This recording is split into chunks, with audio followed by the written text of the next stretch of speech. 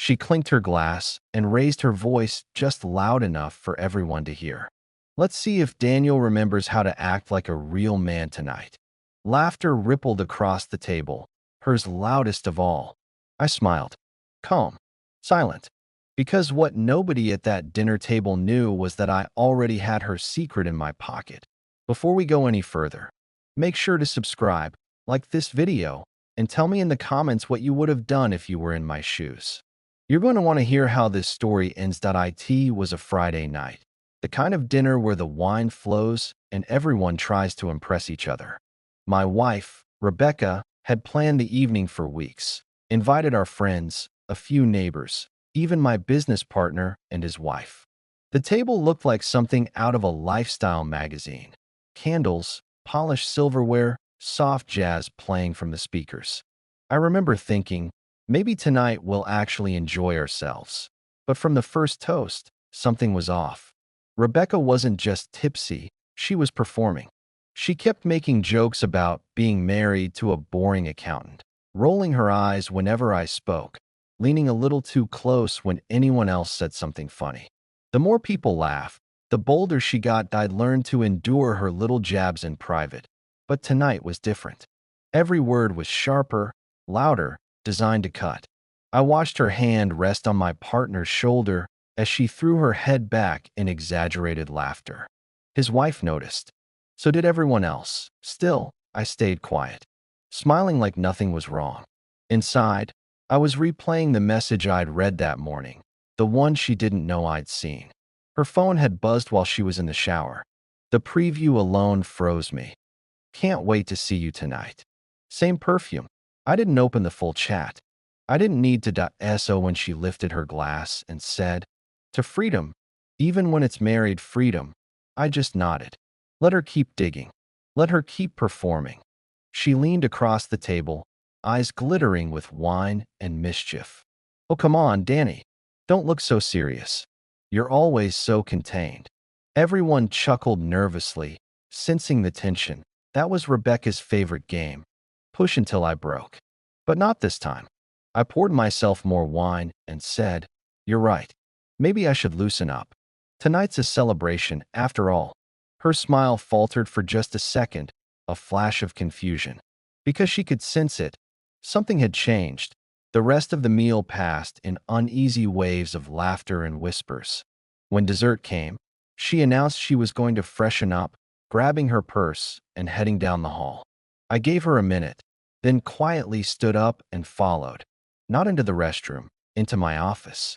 I opened the drawer, pulled out the small envelope I'd prepared that afternoon, and slipped it into her coat pocket hanging by the door. It contained 3 things: a printed copy of that text message thread, a photo of her and her friend from 2 nights ago outside a hotel, and a note written in my calmest handwriting. You wanted freedom. You got it.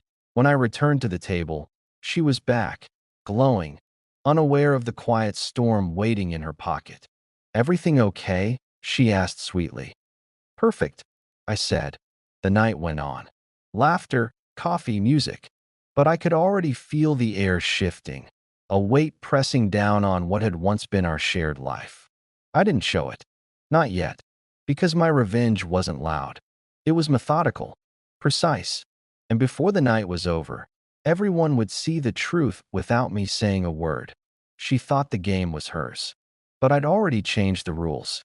When the last bottle of wine was empty and the laughter had softened into that late-night hum of content exhaustion, Rebecca suggested we move to the living room for after-dinner drinks. The others followed, carrying glasses and small talk, oblivious to the storm quietly forming beneath the surface. I sat back in my chair, watching her play hostess. She was radiant, magnetic, feeding off attention like oxygen. Every time she laughed, it felt like she was daring me to say something, to break the illusion. I didn't. I just watched. My partner, Greg, was sitting across from me, his wife, Melissa, beside him.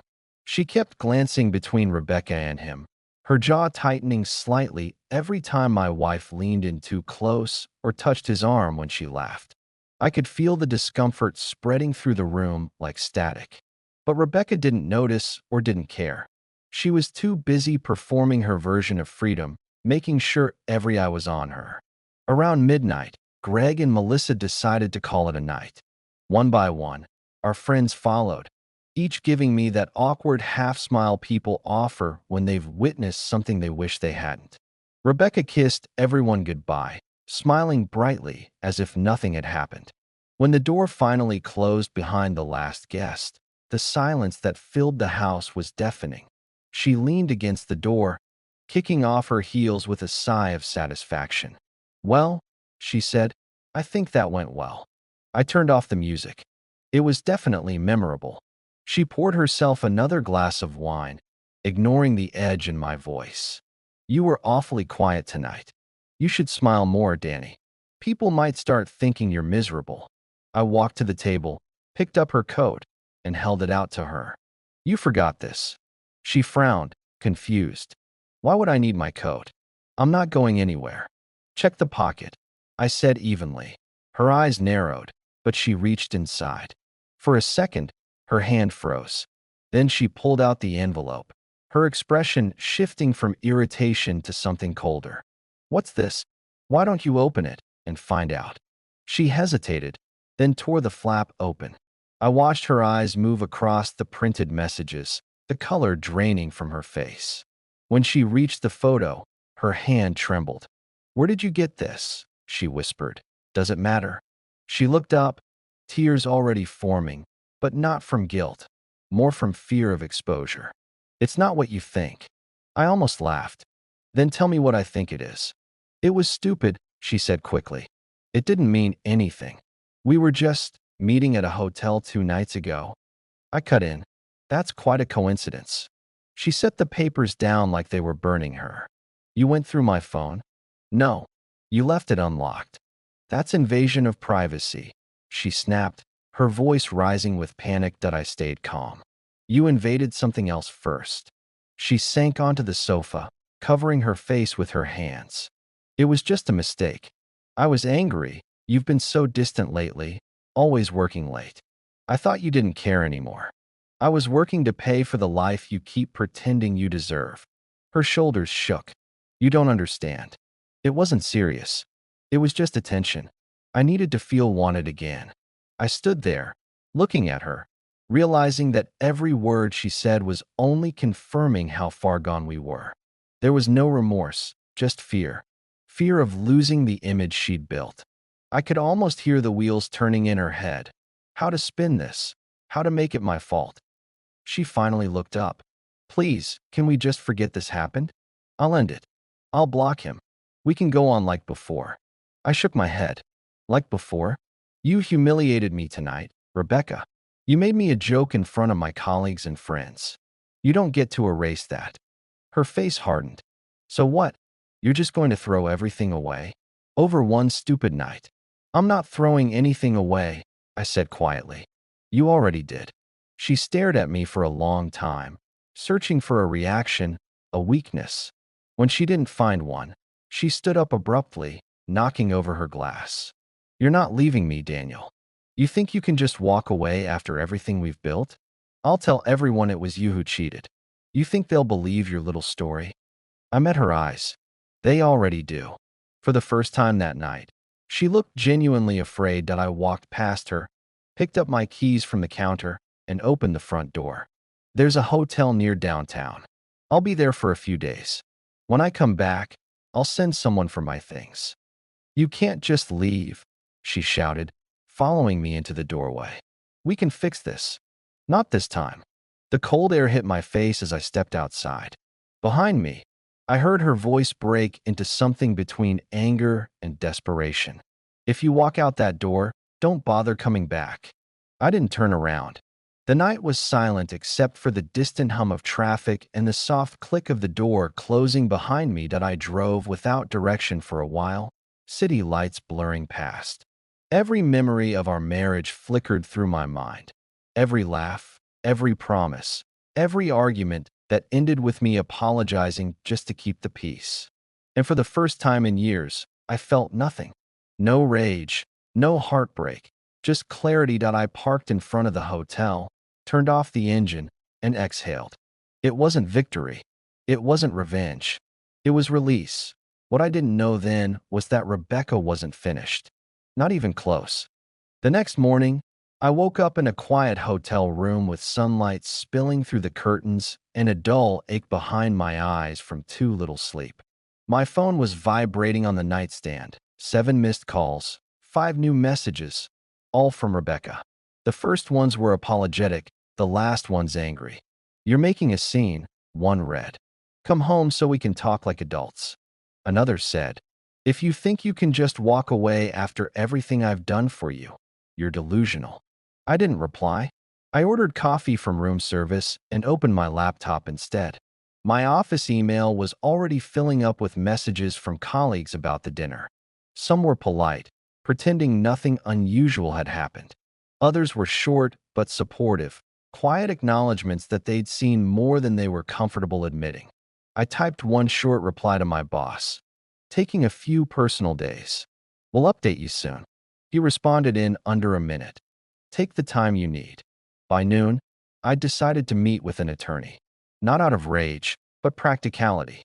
I wanted a clean separation, no drama, no fights over furniture or false promises of counseling. The lawyer I found was calm, middle-aged, with that detached professionalism of someone who'd seen every version of heartbreak there was. After I explained what happened, he leaned back in his chair and asked one question. "Do you have proof?" I slid the printed messages across his desk. He scanned them, nodded once, and said, "That's enough." He explained how straightforward it could be. No kids, no joint property in her name. Clear evidence of infidelity. "It'll sting for her, but you'll be fine," he said. I left the office feeling lighter. Back at the hotel, I saw more missed calls. This time, some were from unknown numbers. I let them go to voicemail. When I finally checked, they were from her sister and her mother. Both pleading variations of the same message. "She's sorry. She made a mistake. Please don't throw away your marriage." I didn't answer them either. That night, I went downstairs to the lobby bar to clear my head. And that's where I saw Claire. Claire had been at the dinner party, Greg's wife. The one who'd watched Rebecca flirt all evening with her husband. She was sitting alone at a corner table, swirling her drink absent-mindedly. When she looked up and saw me, she hesitated, then offered a small, sympathetic smile. I walked over, mostly out of politeness, but when she said, "Mind if I join you?" I realized she needed someone to talk to as much as I did. We sat for hours, the kind of conversation that starts awkward but becomes natural once both people drop the pretense. She told me she'd confronted Greg after the dinner. He'd denied everything, of course, but she knew something was off. "It's not just about them," she said. "It's about what kind of people they are when they think nobody's watching." Her words hit harder than she probably realized. Because that was exactly what I'd seen in Rebecca, someone who needed an audience to feel alive. Without it, she was empty. We talked about work, about marriages that slowly crumble without anyone noticing until one day the cracks are too deep to ignore. She told me she admired how calm I'd stayed that night. "Most men would have exploded in front of everyone," she said. "You just sat there like you already knew something the rest of us didn't." I almost told her I did. But instead, I said, "Explosions are loud, but they fade fast. Silence lasts longer." When we finally said goodnight, it wasn't romantic. It was two people quietly understanding each other's disappointment. But as she walked away, I realized it was the first time in years I'd felt understood. The following week moved slowly. Rebecca tried every tactic she knew. Flowers at the hotel front desk. Emails about what we could still fix. Then anger again. Accusations that I was ruining her life. She even called my boss, pretending to be calm and composed, saying she was worried about my mental state. He saw through it instantly and warned me. "She's spiraling," he said. "Keep everything documented." So I did. Every text, every voicemail, every interaction. By Wednesday, the papers were filed. She was served the next afternoon at her boutique job. I didn't witness it, but one of her coworkers did. Apparently, She burst into tears right there in front of customers, shouting my name like it was a betrayal rather than consequence. Later that day, she showed up at the hotel. The front desk called to tell me my wife was in the lobby demanding to see me. I told them I wasn't available. She refused to leave, sitting in the same armchair for nearly 3 hours until security finally escorted her out. The next morning, I got a call from Claire. Her voice was tight, cautious. "Rebecca came to my house last night," she said. "She was drunk. Said some awful things about you, about me. My neighbors had to call the police to calm her down." I felt a mix of anger and pity. "Is she okay?" I asked. "Physically, yes. Mentally, I don't know," she said softly. "She kept saying we planned this, that you and I were trying to humiliate her together." That sounded exactly like Rebecca, turning her own choices into someone else's conspiracy. I apologized to Claire for being dragged into it, but she brushed it off. "You didn't cause this," she said. "She did. Maybe this is the only way she learns." For the first time in months, I slept through the night. No tension, no dread, no waiting for the next explosion. The silence of that hotel room felt like peace. But deep down, I knew it wasn't over. People like Rebecca don't just disappear quietly. When they realize they've lost control, they find new ways to reach for it. And as much as I wanted to believe I'd left that part of my life behind, her chaos still had one more act left to play. 2 weeks after the papers were served, I got a call from Rebecca. Her voice was small, fragile, nothing like the confident woman who once declared herself untouchable. She wanted to meet, not to reconcile, she claimed, but to talk about the settlement. Against my better judgment, I agreed to meet her at a small cafe downtown. It was public, neutral, safe. When I arrived, she was already there, sitting by the window, hands wrapped tightly around a coffee cup like she needed it to keep herself from falling apart. Her hair was pulled back carelessly, her eyes swollen from crying or lack of sleep. She didn't look like the woman who had mocked me in front of my friends. She looked like someone who'd been staring too long into the mirror, realizing she didn't recognize the person staring back. She started talking before I even sat down. "Your lawyer's offer isn't fair," she said, her voice trembling. "I can't live on that." I reminded her calmly that it was calculated according to the law, based on the years of marriage and her part-time employment. She bit her lip, fighting tears. "You told me not to work full-time," she said, her voice rising. "You wanted me to be available for you." I leaned back, watching her. "That's not the full story, and you know it. I encouraged you to start your own projects. You said you didn't want the stress." She looked away, ashamed or maybe just cornered. The conversation turned bitter quickly. She talked about how hard everything had become, how she'd been staying on her sister's couch, how people were talking, how embarrassed she felt walking around town. "Everyone thinks I'm some kind of monster," she said, her voice breaking. "Maybe because of that night," I answered quietly. "You didn't just hurt me, Rebecca. You humiliated yourself." She flinched, then nodded slightly. "I know. I can't sleep without replaying it in my head. The looks on their faces, the way you didn't even raise your voice. That scared me more than anything." I didn't respond. She took a shaky breath. "I lost my job," she said suddenly. "My boss said I've been distracted, that I made a scene when I got served the papers." I guess that was the final straw. I felt an unexpected twinge of pity, not because I wanted her back, but because she had finally run out of illusions. "I'm sorry it's come to this," I said sincerely. "But actions have consequences. You of all people should understand that now." She nodded, tears sliding down her cheeks. "I was trying to get your attention that night," she whispered. "You were so distant. I thought if I made you jealous, maybe you'd fight for me." I stared at her, stunned by how warped her reasoning still was. "You tried to save the marriage by destroying it," I said slowly. "That's not love, Rebecca. That's manipulation." For the first time, she didn't argue. She just sat there, defeated. "I don't even know who I am anymore," she said quietly. "I built everything around being your wife.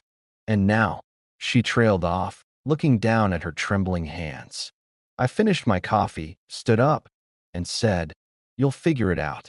Maybe for the first time, you'll have to." She asked one last question before I walked away. "Are you happy?" The honesty in her voice caught me off guard. I thought for a moment before answering. "I'm at peace," I said. "That's more than I've been in years." She nodded slowly, wiping her tears. "Then I guess that's something." I left the cafe without looking back, and for the first time since that disastrous dinner party, I felt something that resembled freedom. Months passed. The divorce was finalized on a Tuesday morning.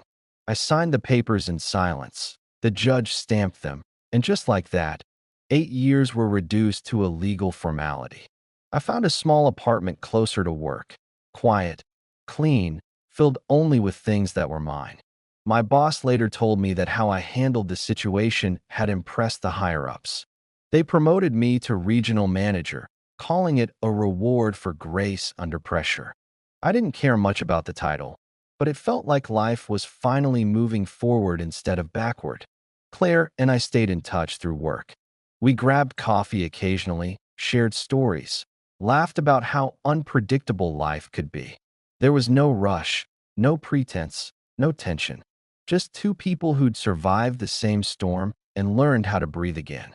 Eventually, dinners replaced coffees, and it felt easy, effortless in a way that love should be, but rarely is. One afternoon, 6 months after everything ended, I ran into Rebecca at a Target.